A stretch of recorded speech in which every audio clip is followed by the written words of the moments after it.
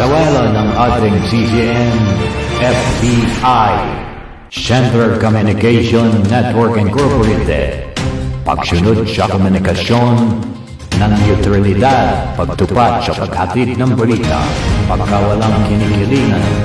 CCN News Filipino News Channel TV 83.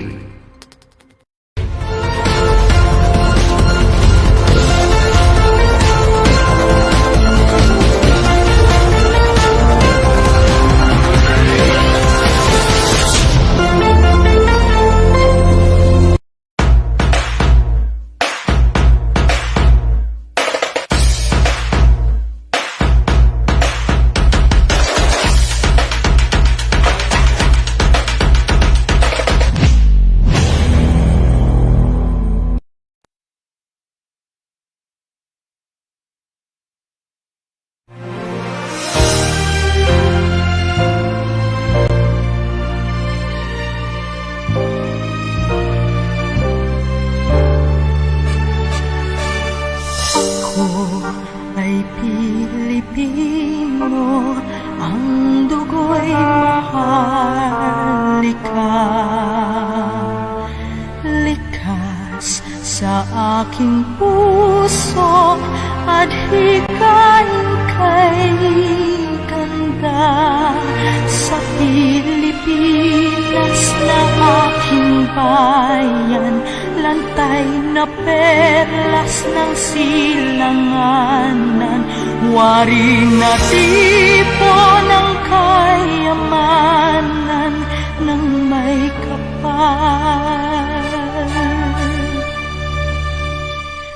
Ako'y Pilipino, ako'y Pilipino, taas noo kahit kanino, ang Pilipino ay ako.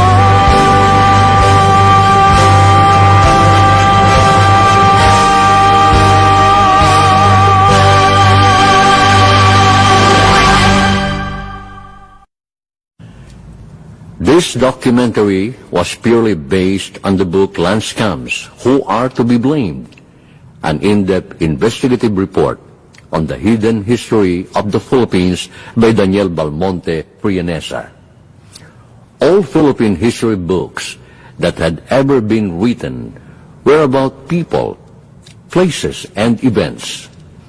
Nothing had been written about the very land, geophysical setting upon which all these significant people and events had played their significant roles. This book is the very first.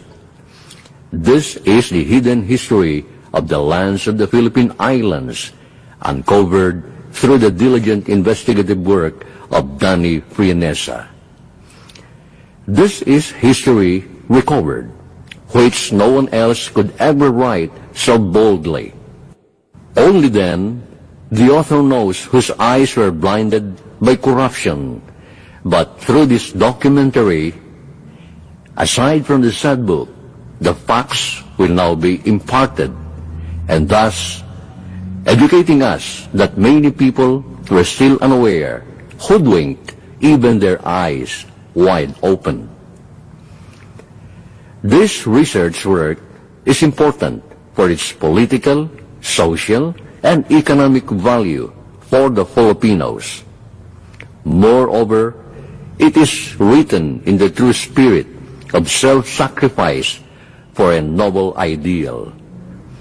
There is virtue in courage, especially in pursuing one's values consistently, even in the face of risk. This investigative report stands as a clarification and also refute Vice President Noli de Castro's baseless allegation that OCT 01-4 is a fake title.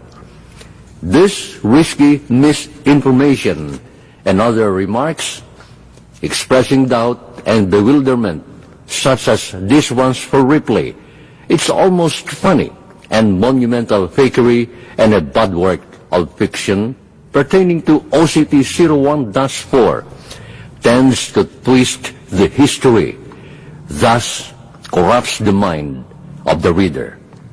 At a glance, we can even surmise that these remarks are all black propaganda meant to mislead millions of Filipinos who are aspiring and craving for a piece of land.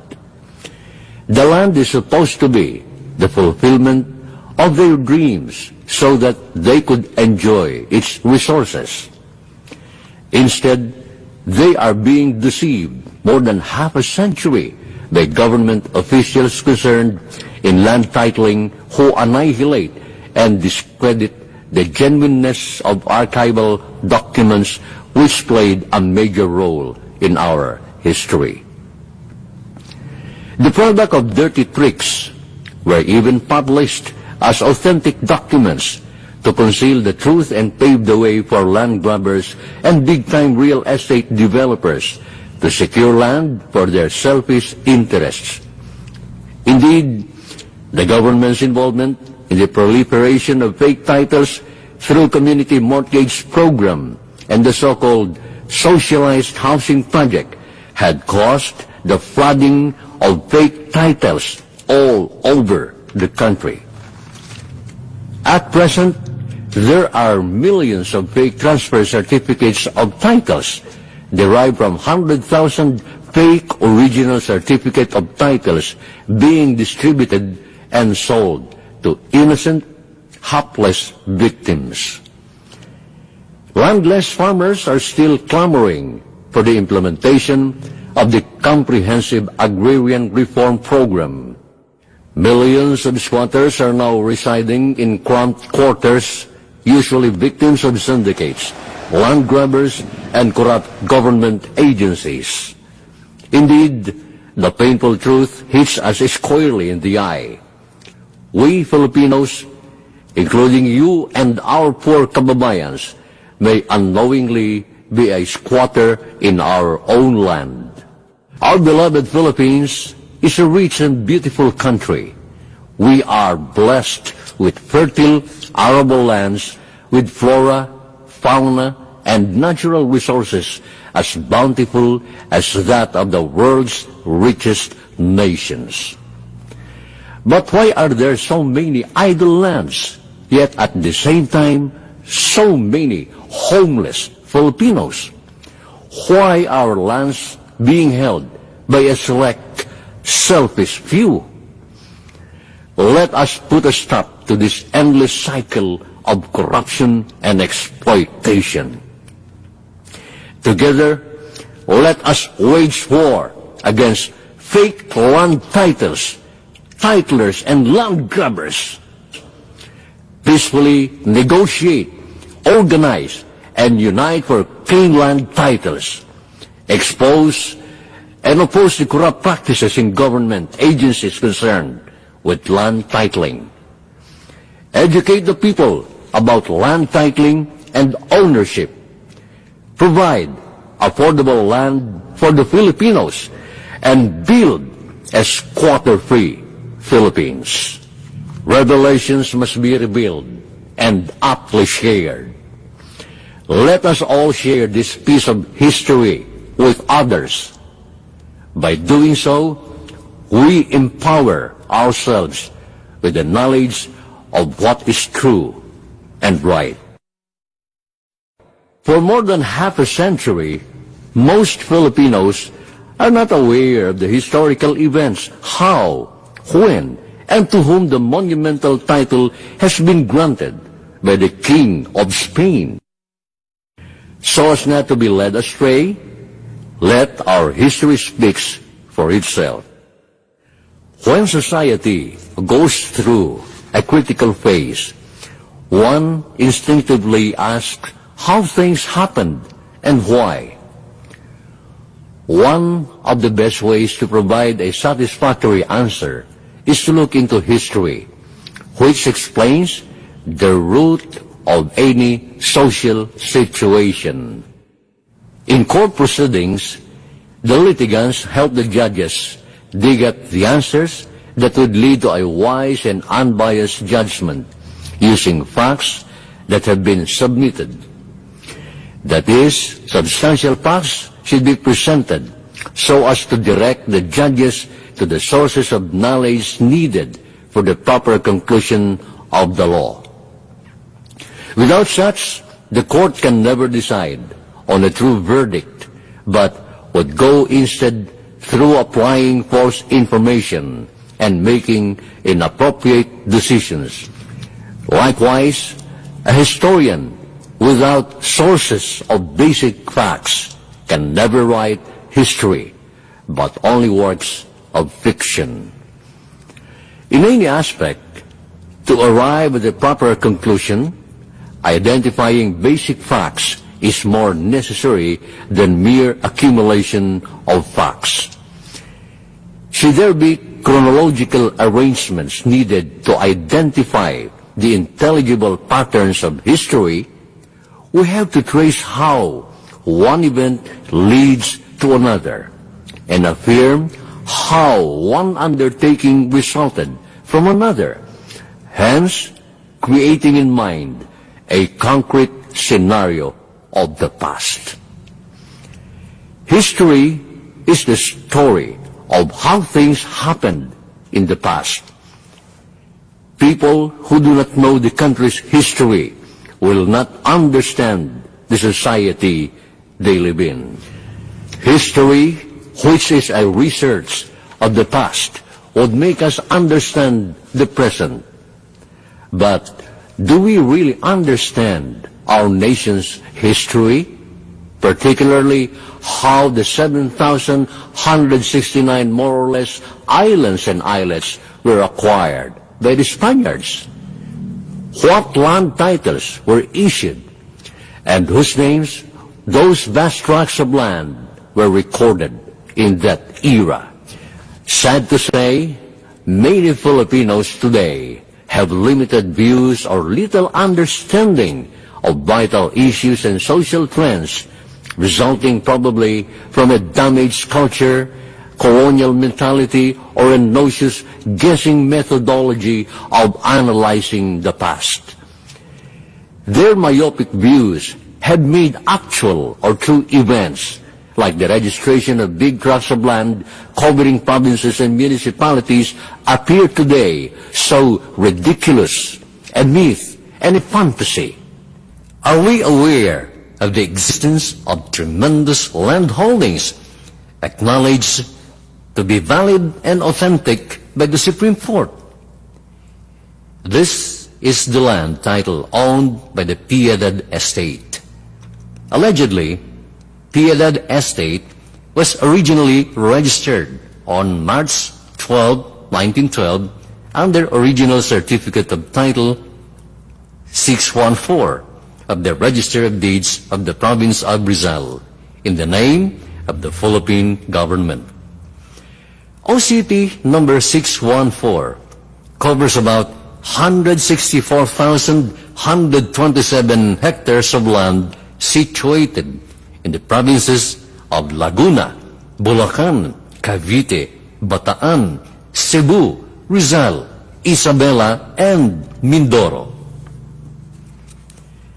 If the Philippine government has adequately accepted the more complex ownership of land structure by recognizing OCT 614 of the Piedad Estate covering 8 provinces, which the 2 provinces were greatly and distantly separated by water, then it is more logical to consider the vast tracts of land of the Acopiados under PCT numbers 407, 408, 409, and 498 that cover only adjacent provinces, municipalities, and cities.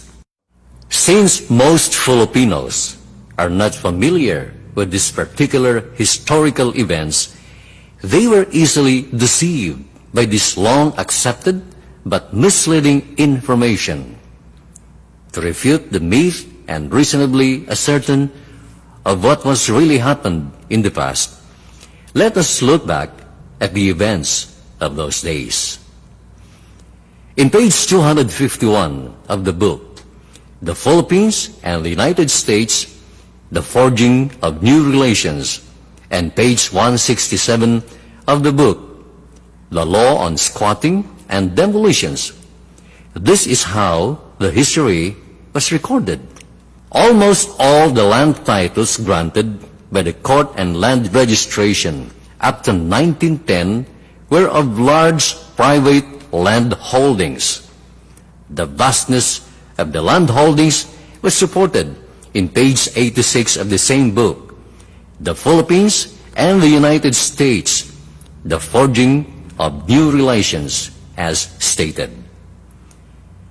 The doctrine was formulated with specific reference to the Philippines in the Treaty Declaration, Article 8, that the cession of the islands to the United States cannot in any respect impair the property or rights, which by law belong to the peaceful possession of property of all kinds of provinces, municipalities, public or private establishments, ecclesiastical or civic bodies, or any other association having legal capacity to acquire and possess property in the aforesaid territories.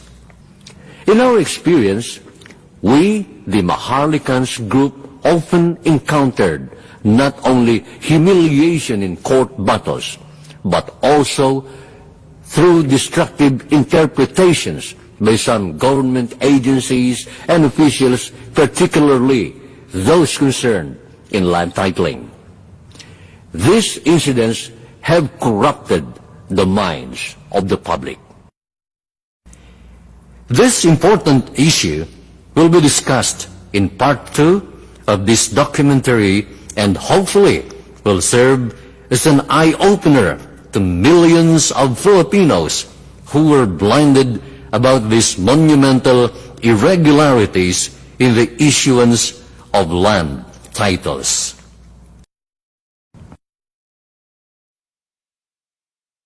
When the Spaniards came, the people were grouped in barangays ruled by a datu. They lived on land that all the barangay members helped to cultivate. No one claimed any parcel of territory as private property. By right of conquest, the Spanish crown claimed all the lands and freed the people from their datus, but made them vassals of the king.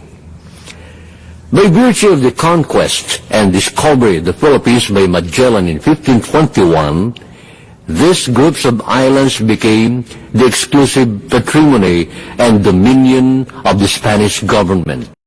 The Spanish government since then took charge of distributing the lands by issuing royal grants and concessions to discoveries, settlers, vassals, and other people in varied forms.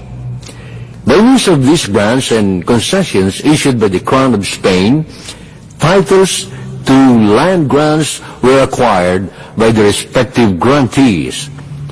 From the above-cited events, Spaniards did not land grab any land. No one owns the land as private property. Likewise, there was no supreme authority that ruled all the titles as a single political entity. Instead, neighboring tribes were constantly fighting one another. The first task of the Spaniards in the country was to unify the people under one religious faith and one government with its seat in Manila. If the crown helped spread the gospel of Christ, the Spaniards could in conscience colonize and impose their own government on the Filipinos. That is why the royal instructions mentioned pacification and hardly conquest. In the Spanish tradition, a conquered land was divided into encomiendas or sectors of land, together with its inhabitants who were entrusted In Spanish, encomendar is to entrust to the encomendero as a reward for his service to the crown. In the Project Gutenberg e-book of the Philippine Islands, 1493 to 1898 by Emma Helen Blair, clearly cited that almost two-thirds of Mindanao was already allotted by the King of Spain to Don Esteban Rodriguez de Figueroa as early as 1591 as stated. It is granted in Majesty's name that once the said pacification and colonization is completed, he may allot the land and island of Mindanao into encomiendas as follows. First, the ports and capitals shall be allotted to His Majesty's royal crown. Having subtracted this, he may, from the remainder, allot 1/3 part to himself. For the time mentioned in the said sections of new discoveries, and in whatever part he wishes, the other 2/3 remaining, he may allot and apportion among the soldiers enrolled under his banners and those who take part in the said pacification. The said Captain Esteban Rodriguez de Figueroa said that he accepted the above covenant and agreement made as stated above, and promised to abide by its provisions. To this he pledged himself and his property, and both the said Governor and Captain General Gomez Perez Dasmariñas and the said Captain Esteban Rodriguez signed the agreement, written secretly by the said Governor before me, the undersigned, Notary, Manila, May 12, 1591. Gomez Perez Dasmariñas, Esteban Rodriguez de Figueroa, before me, Juan de Cuellar.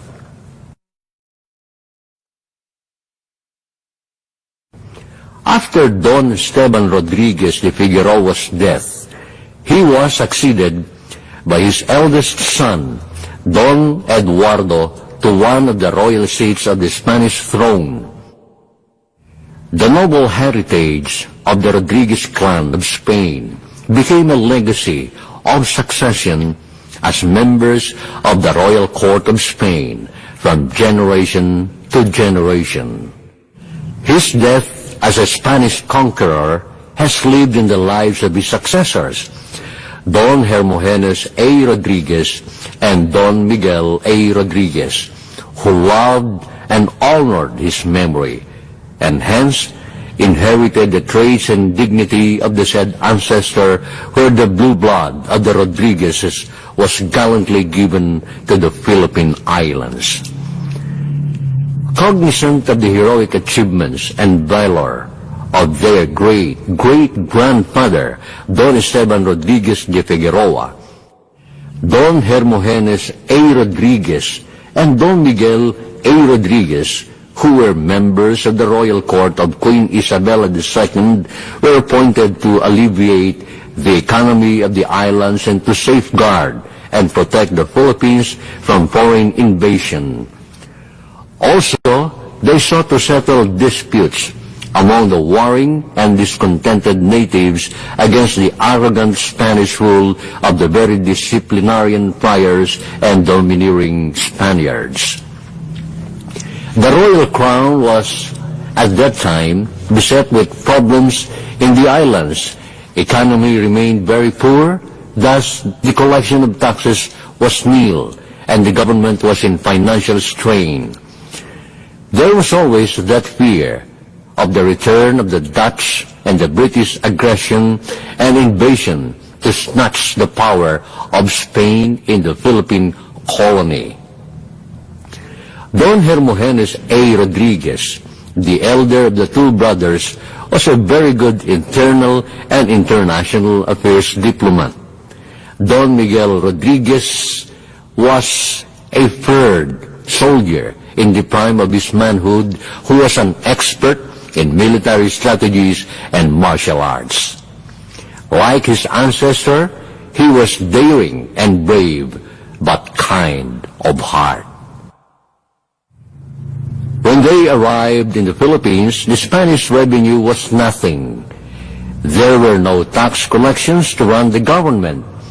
Even the economy of the mother Spain was ailing due to many threats of wars endangering her colonies like Cuba and Puerto Rico.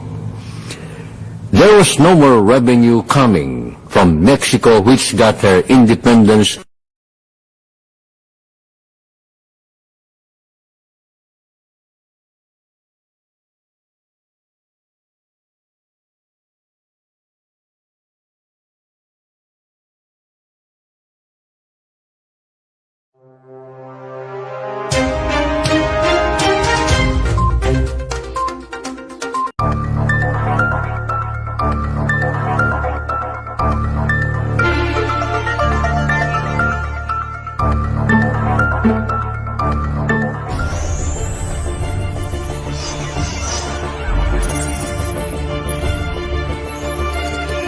Sa wala ng ating CCN, FBI, Central Communication Network Incorporated, pagsunod sa komunikasyon ng neutralidad, pagtupad sa paghatid ng balita, pagkawalang kinikilingan, CCN News Filipino News Channel TV 83.